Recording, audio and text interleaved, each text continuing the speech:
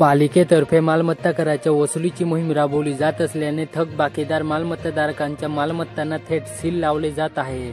आतापर्यंत 35 पेक्षा अधिक दुकानांना सील करण्यात आले। भरधाव टेम्पोने दुचाकीला धडक दिल्याने एक जण जखमी झाल्याची घटना नवापूर नजीक रायंगण फाट्याजवळ घडली। याबाबत नवापूर पोलिसात अपघाताचा गुन्हा दाखल करण्यात आला। शहादा तालुक्यातून सजदे येथून चोरट्यांनी दुचाकी लपास केली। याबाबत सारंगखेडा पोलिसात चोरीचा गुन्हा दाखल करण्यात आला।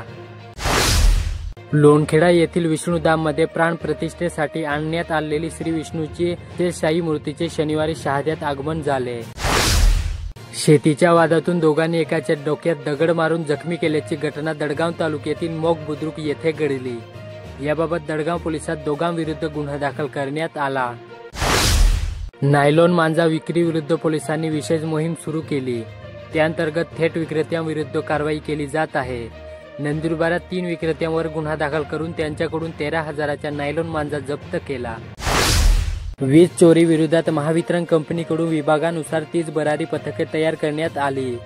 आगामी 3 महिने सतत चालणाऱ्या या मोहिमेत महावितरणकडून थेट कायदेशीर कारवाई करण्यात येणार असल्याची माहिती अधीक्षक अभियंता अनिल बरसे यांनी दिली।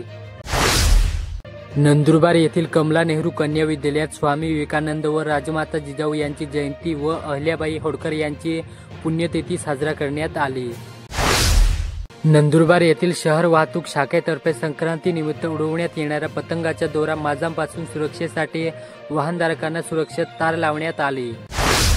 शहादा तालुक्यातील परिवर्धा जिल्हा परिषद प्राथमिक शाळेतील लहान मुलांनी सूर्याच्या प्रतिकृती आनंददायी शनिवार उपक्रम साजरा करून सूर्यनमस्काराची प्रात्यक्षिके करून ग्रामस्थांची मने जिंकली। राजमाता जिजाऊ जयंतीनिमित्त रविवारी शहरातील बाहेरपुरा भागात मोफत आरोग्य तपासणी शिबिराचे आयोजन करण्यात आले। अक्कलकुवा येथे युवा संमेलन निमित्ताने आजपासून कार्यक्रमाला सुरुवात झाली। यावेळी आमदार आमशा पाडवी यांच्या हस्ते आदिवासी समाजाची कुलदैवत याहमोगी माता बिरसा मुंडा खाजा नाईक यांच्या प्रतिमेचे पूजन करून कार्यक्रमाचे उद्घाटन केले।